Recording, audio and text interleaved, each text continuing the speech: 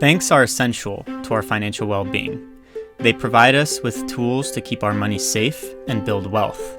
With nearly 500,000 ATMs and 82,000 bank branches in the country, accessing bank tools is easy for many, but not for all.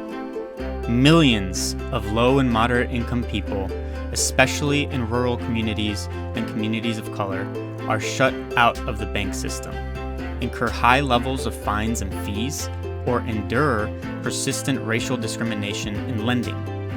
Our banking system suffers from a market failure. Most banks have weak incentives to serve hard-to-reach communities or those deemed too risky. We need programs and institutions that are structurally incentivized to work with marginalized communities.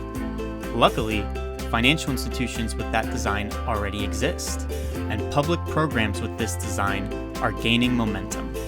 Community-owned banks, including credit unions and mutual banks, are owned by those they serve. They are small, develop close relationships with their communities, and have a long tradition of serving working-class people. Their model forces them to be accountable, producing powerful benefits to their constituents.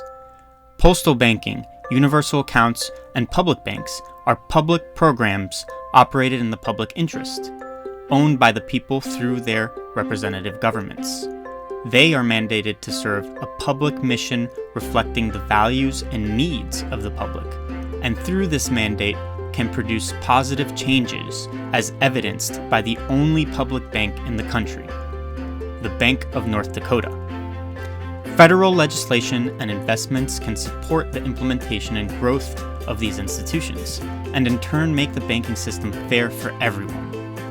Read more about these concepts at prosperitynow.org in our blog titled Banking for the People.